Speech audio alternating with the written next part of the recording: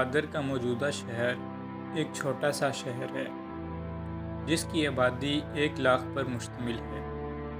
اس شہر کو سمندر نے 3 طرف سے اپنے گھیرے میں لیا ہوا ہے اور ہر وقت سمندری ہوائیں چلتی رہتی ہیں، جس کی وجہ سے یہ ایک خوبصورت اور دل فریب منظر پیش کرتا ہے۔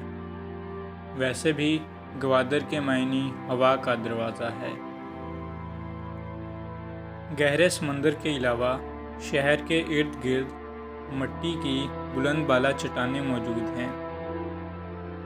اس شہر کے باسیوں کا زیادہ تر گزر بسر مچھلی کے شکار پر ہوتا ہے اور دیگر اقتصادی اور معاشی ضرورتیں ہمسایہ ممالک ایران، متحدہ عرب امارات اور عمان سے پوری ہوتی ہیں۔ گوادر شہر مستقبل میں ایک بین الاقوامی شہر کی حیثیت اختیار کر جائے گا اور نہ صرف بلوچستان بلکہ پاکستان کا اقتصادی لحاظ سے ایک اہم شہر بن جائے گا، اور یہاں کی بندرگاہ پاکستان کے علاوہ چین، افغانستان، وسط ایشیا کے ممالک Tajikistan, Kazakhstan, Azerbaijan, Uzbekistan, Turkmenistan اور دیگر روسی ریاستوں کے استعمال میں آئے گی، جس سے پاکستان کو بیش بہا محصول ملے گا۔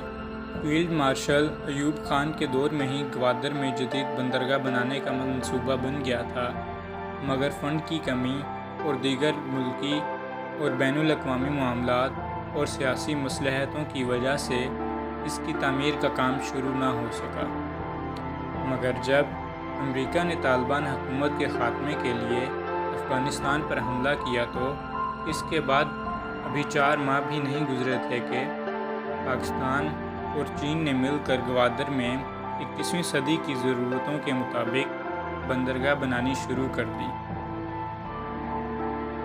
چینیوں کے اس شہر میں داخلے کے ساتھ ہی شہر کی اہمیت یکدم کئی گنا بڑھ گئی اور مستقبل کا بین الاقوامی شہر اور فری ٹیکس زون کا اعلان ہوتے ہی ملک بھر کے سرمایہ دار اور دولت مند کھربوں روپے لے کر اس شہر میں پہنچ گئے اور زمینوں کو خریدنے کے لیے مقامی شہریوں کو ان کے منہ مانگے روپے دینے شروع کر دیے، جس کی وجہ سے 200 روپے کرائے کی دکان 30,000 روپے تک ہو گئی اور 30,000 روپے فی ایکڑ زمین کی قیمت 2 سے 3 کروڑ روپے تک پہنچ گئی۔ چنانچہ گوادر کا عام شہری جو چند ایکڑ کا مالک تھا، دیکھتے ہی دیکھتے کروڑ پتی اور ارب پتی بن گیا۔ چنانچہ اب شہر میں بے شمار چمکتی دمکتی اور قیمتی گاڑیوں کی بھرمار ہو گئی ہے، جس کی وجہ سے چھوٹی اور تنگ سڑکیں مزید سکڑ گئی ہیں۔ شہر کے تقریباً تمام بے روزگار افراد نے پراپرٹی ڈیلر کے دفتر کھول لیے، جبکہ دوسرے شہروں سے آئے ہوئے افراد نے پراپرٹی کو منافع بخش کاروبار سمجھتے ہوئے بڑے بڑے ادارے قائم کر لیے۔ شہر کی حالت کو بہتر بنانے اور منظم کرنے کے لیے حکومت نے 2003 میں گوادر ڈیولپمنٹ اتھارٹی کے نام سے ایک ادارہ بنایا، جس کا قانون بلوچستان کی صوبائی اسمبلی نے 2002 میں منظور کیا تھا، مگر یہ ادارہ شہر کی حالت کو سدھارنے میں کامیاب نہ ہو سکا۔ بندرگاہ خلیج فارس، بحیرہ عرب، بحیرہ ہند، خلیج بنگال اور اسی سمندری پٹی میں واقع تمام بندرگاہوں سے زیادہ گہری بندرگاہ ہوگی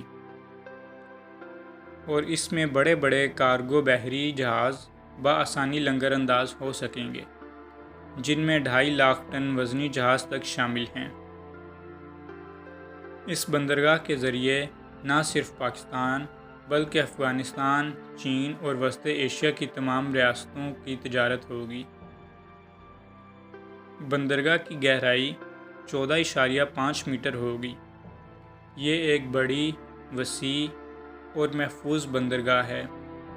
اس کی اہمیت کے پیش نظر بہت سے ممالک کی اس پر نظریں ہیں۔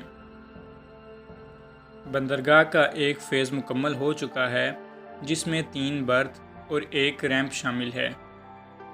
ریمپ پر رو جہاز لنگر انداز ہو سکیں گے، جبکہ 5 عدد فکس کرینے اور 2 عدد موبائل کرینے جبکہ ایک RTG کرین آپریشنل حالت میں لگ چکی ہیں۔ ایک برتھ کی لمبائی 600 میٹر ہے، جس پر بیک وقت کئی جہاز کھڑے ہو سکیں گے، جبکہ دوسرے فیز میں 10 برتھوں کی تعمیر ہوگی۔ بندرگاہ چلانے کے لیے تمام بنیادی سامان اور آلات بھی لگ چکے ہیں، مگر یہاں پر کام اس لیے نہیں ہو رہا کہ دوسرے علاقوں جیسے وسط ایشیا کے ممالک کے لیے رابطہ سڑکیں موجود نہیں ہیں، اور اس مقصد کے لیے کئی بین الاقوامی معیار کی سڑکیں بنوائی جا رہی ہیں۔ مثلاً M2 کی تعمیر پر کام شروع ہو چکا ہے، جو تقریباً 892 کلومیٹر طویل موٹروے ہوگی، جو گوادر کو تربت، آوران، خضدار سے ملائے گی، جو پھر M7، M6 اور انڈس ہائی وے کے ذریعے گوادر کا چین کے ساتھ زمینی راستہ قائم کرنے میں مددگار ثابت ہوگی۔ اس کے علاوہ گوادر کو ایران اور افغانستان کے ساتھ ملانے کے لیے بھی سڑکوں کا جال بچھایا جا رہا ہے۔